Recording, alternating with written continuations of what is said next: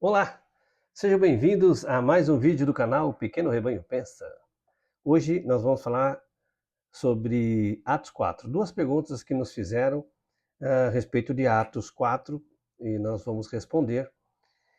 Mas antes, eu quero passar o endereço da nossa igreja, que fica ali no Jaguaré, na Avenida General MacArthur 380.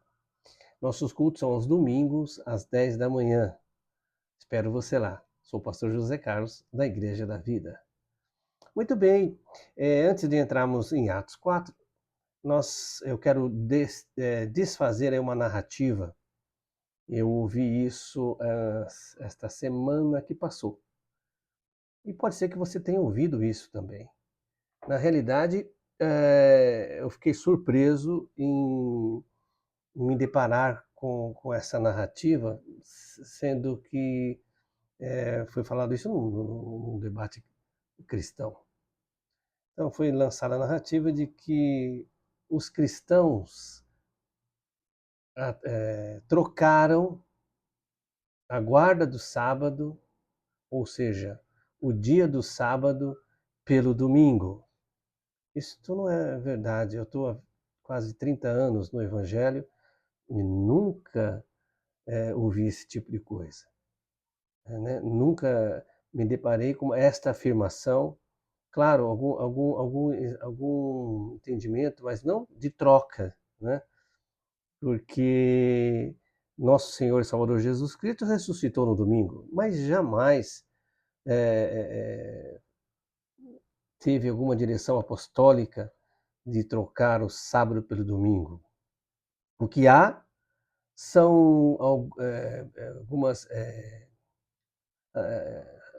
igrejas, vamos dizer assim, que praticam a guarda do sábado, né?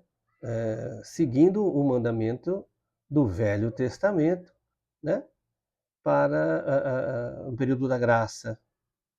Eu, na minha opinião, não tem importância nenhuma guardar o sábado, nem guardar o domingo, não é? Mas eu quero frisar aqui que ninguém trocou, ninguém, pelo menos o cristão, a maioria dos cristãos, não fez troca nenhuma, porque o que se prega a respeito de sábado é que é para descansar no sábado. Descansar no sábado, assim como Deus descansou no sétimo dia. É claro que se você pensar, você não vai acreditar, não vai entender o que está escrito no livro de Gênesis, que diz que Deus descansou no sétimo dia. Você não vai entender que Deus ficou cansado e precisou descansar. Essa palavra cansado é no termo de ter parado a criação, né? Concluído a criação. E não que Deus se cansou, porque ele é Deus. Se ele se cansou, ele não é Deus. Não é verdade? Você já tinha pensado nisso? Muito bem. E diante disso, Deus realmente deu para Israel a guarda do sábado, o descanso, prefigurando Cristo, que somente em Cristo a humanidade pode descansar verdadeiramente. Foi isso que Jesus disse: aqueles que estão cansados e oprimidos, vinde a mim, porque eu os aliviarei, eu lhe darei descanso. Jesus é o nosso Shabat, Jesus é o nosso descanso. E não um dia da semana, seja sábado, seja domingo, não é? Então essa narrativa de que o cristão trocou o sábado pelo domingo não é verdade, tá bom? Muito bem, então vamos ali a Atos 4. A primeira pergunta que foi feita é: por que Pedro e João foram presos? Né? Nós vemos ali no texto, ah, versículo 1, diante diz: falavam eles ainda ao povo quando sobrevieram os sacerdotes, o capitão do templo e os saduceus, ressentidos por ensinarem eles o povo e anunciarem em Jesus a ressurreição dentre os mortos. E os prenderam recolhendo-os ao cárcere até o dia seguinte, pois já era tarde. Por que eles prenderam, então, Pedro e João? Por quê? Toda vez que você pregar o evangelho, o adversário vai se levantar. Você pode pregar a história da Bíblia, você pode pregar a história de Abraão, de Moisés, de Davi, até mesmo a história da igreja. O levante do maligno não vai ser tão grande como se você pregar a salvação única e exclusiva em Jesus Cristo. O adversário das nossas almas ficou furioso e usou aqueles que o servem. Ali, os religiosos, autoridades religiosas. Note que ali não tem nada de soldado romano. Foi a sociedade religiosa, ou seja, as autoridades religiosas invejosas, né, que prenderam Pedro e João. Pedro e João não negaram o evangelho, porque eles seguiram a ordem do Mestre Jesus: ide e pregai o evangelho a toda criatura. E era isso que eles estavam fazendo, pregando o evangelho. E a Bíblia diz que, no versículo 4, muitos, porém, dos que ouviram a palavra a aceitaram, subindo o número de homens a quase 5.000. Então, eram 3.000 que tinham aceitado a Jesus de momento, e depois que Paulo pregou o evangelho ali para as autoridades religiosas ali de Israel, aqueles que ouviram, mais 2.000 pessoas entregaram a vida para Jesus. A igreja estava se formando, né? A igreja apostólica, firmada com a fé em Jesus Cristo, único e suficiente Senhor e Salvador, estava sendo formada na terra. Maravilha, não? E a outra pergunta que eles fizeram, tudo bem? Vocês também entendiam assim? A segunda pergunta que foi feita é: o que Pedro e João responderam às autoridades religiosas? A resposta é muito parecida, né? Eles responderam com Cristo, né? Eles disseram que quem curou aquele homem que estava na porta do templo não foram eles, mas foi Jesus Cristo, que eles, a sociedade religiosa, tinha matado, tinha crucificado, né? Tinha negado. A palavra que mais doeu foi negado. Negado o Messias, negado aquele que tem a vida eterna, né?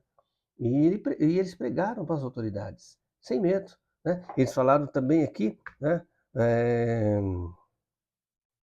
no versículo 16 e 17 em diante, dizendo que faremos com estes homens, pois na verdade é manifesto a todos os habitantes de Jerusalém que um sinal notório foi feito por eles e não podemos negar. Qual é o sinal? Jesus curou ali aquele homem através dos apóstolos. Mas que não haja maior divulgação entre o povo. Ameacemo-los para não mais falarem neste nome a quem quer que seja. Neste nome, no nome de Jesus. O diabo não se importa se você falar no nome da igreja, no nome do seu pastor, no nome de Pedro, de Paulo, mas se você falar no nome de Jesus. Você nunca notou? Eu tenho falado isso constantemente aos nossos irmãos. Que se você falar a palavra Deus, Deus te abençoe, Deus aqui, Deus, não sei o que, Deus, não há tanta repercussão quando você falar Jesus. Quando você fala o nome de Jesus, o inferno, as hostes malignas tremem. Por isso, troque a palavra Deus pelo nome Jesus Cristo. E continuando, né? Então eles chamaram os discípulos, versículo 18, chamando-os, ordenaram-lhes que absolutamente não falassem nem ensinassem em nome de Jesus. Mas Pedro e João responderam: julgai se é justo diante de Deus ouvir-vos antes a vós outros do que a Deus, pois nós não podemos deixar de falar das coisas que vimos e ouvimos. Depois, ameaçando-os mais ainda, os soltaram, não tendo achado como os castigar por causa do povo, porque todos glorificaram a Deus pelo que acontecera. Então, amado, olha só, ora, tinha mais de 40 anos aquele a quem se operara essa cura milagrosa. Ou seja, aquele homem que estava paralítico na porta do templo, já havia 40 anos. Né? Então foi algo notório, algo que abalou ali os alicerces religiosos ali, né? Que com toda a religiosidade deles não puderam curar. Ele já estava há 40 anos. Bastou uma visita de Pedro e João e Jesus, através deles, o curou de imediato. Mais ainda, pessoas. Então, mais uma vez, vou falar. Os milagres agora, os milagres que Jesus fez e faz através da sua igreja, tem o intuito de levar as pessoas até Jesus. Esse é o propósito do milagre. Né? Foi o que aconteceu. Nós vimos ali 5.000 almas que se entregaram a Jesus Cristo. E você? Você tem pregado esse evangelho? O evangelho do reino? Você tem ouvido sobre o evangelho do reino? As pessoas estão perdendo muito tempo, né, em debates aí supostamente cristãos e não pregam a salvação. Para mim e para você que já é salvo, não tem importância. A gente vai assistindo os debates, a gente vai adquirindo conhecimento, né, vai analisando quanto realmente o amor se esfriou, de forma que aqueles que poderiam pregar o evangelho para que mais pessoas sejam salvas, omitem o evangelho, né, e conversam vários assuntos por vários e vários minutos. Mas para aquele que ainda não é salvo, faz toda a diferença, porque nós não sabemos quando os nossos dias terminarão aqui na face da terra. Nós não sabemos o dia e a hora que Jesus virá buscar a sua igreja. Então, aqueles que não pregam a salvação em Jesus Cristo estão omitindo um único meio do homem ser salvo. Porque Jesus veio como homem para que a humanidade o escutasse, para que a humanidade ouvisse que o homem está afastado de Deus desde lá do Éden. E o único meio do homem se religar com Deus novamente é ter seu pecado perdoado. E só pode haver perdão de pecados se o sangue inocente de um homem fosse derramado, como foi o sangue de Jesus. Quem crê nisso e recebe o sacrifício de Cristo para si, está se arrependendo para a salvação.